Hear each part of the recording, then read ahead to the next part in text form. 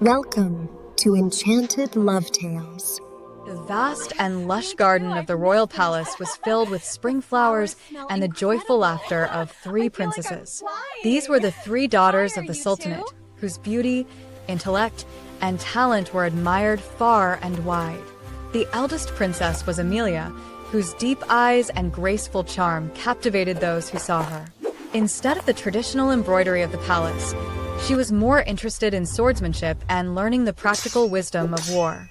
Isabella, who was no less beautiful than Amelia, spent most of her time poring over the ancient and mysterious books in the royal library. Sophie's voice had a strange magic. When she sat in the garden, breathing heavily and humming, even the flying birds would stop to listen to her song. Finding peace among the trees. The three sisters' lives were centered around their first cousin, Prince Ethan, the Sultanate's heir apparent. Ethan was their uncle's son, who grew up in the palace with them, and he had a deep love for Amelia, especially Amelia. On this beautiful afternoon, Ethan, arranging a red rose in Amelia's hair, smiled and said that when he ascended the throne, Amelia would be his queen. All the sisters teased him, and their life was like a beautiful dream. But no one knew that this was their last happiness. That very night, the Sultanate's Grand Vizier and their treacherous uncle, Victor, launched a bloody rebellion, driven by their greed for the throne.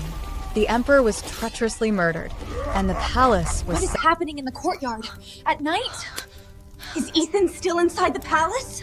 This doesn't feel safe anymore. It looks like my father might be in danger.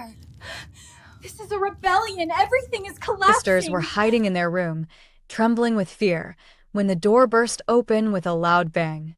Victor held a black, talismanic royal dagger, emitting black smoke. I will not kill you.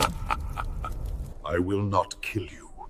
I will give you a life worse than death. Serve me through the shadows. To the shadows. Victor used this wicked dagger to cast a terrifying spell and subjected the three sisters to a terrible curse.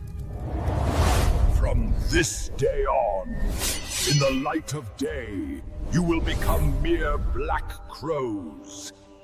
And in the darkness of night, you will walk again in your human form.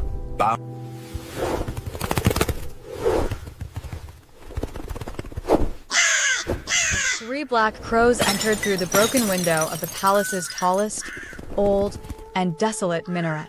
As the sun set completely and darkness enveloped the kingdom, the same old black and sickening smoke began to rise from the bodies of the birds.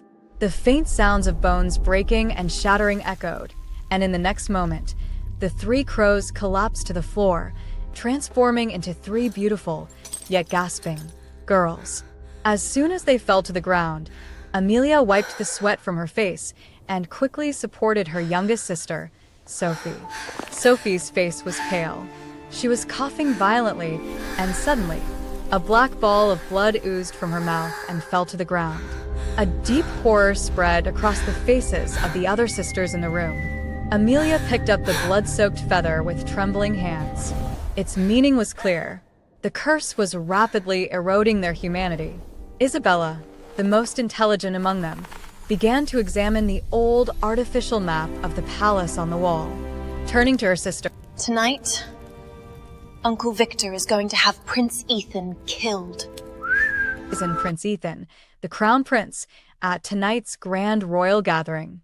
Ethan, who had remained in hiding for years after his rebellion, had now returned to the court as a dangerous and powerful figure, demanding his rights, and was the last obstacle in Victor's path.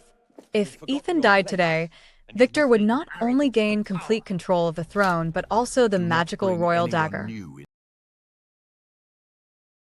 A deep yearning to save Ethan flared in Amelia's eyes.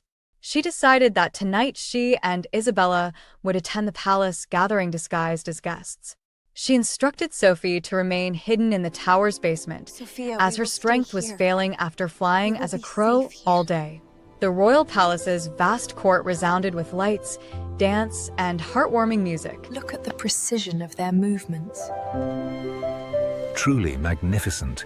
They glide like swans. They wore extremely expensive silk robes, and the maid was walking towards Ethan with extremely hushed steps, carrying a red sherbet in a glistening cup. Amelia immediately sensed from a strange smell in the air that the cup contained a deadly poison. As the maid, smiling, extended the cup to Ethan, Amelia rushed forward like a gust of wind and deliberately bumped into her. The cup fell and shattered. Wherever the red syrup touched the marble floor, black smoke rose, and the stones melted. Ethan Stop right instantly there. drew his sword. What did you do to the wine? Victor signaled an archer, who shot the maid to silence her forever. But Ethan's eyes were fixed on Amelia. He grabbed her hand, and her sleeve slipped, revealing a black birthmark. He froze. It was the same mark of Princess Amelia, his lost love.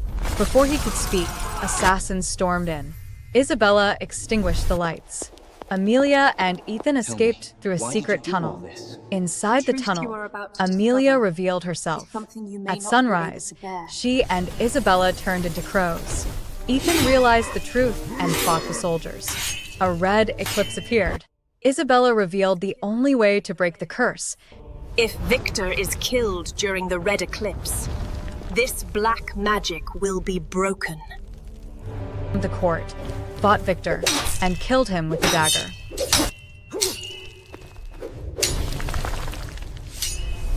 Curse broke. The three princesses returned to human form. Amelia was healed. Ethan embraced her, and a new dawn of love and light began.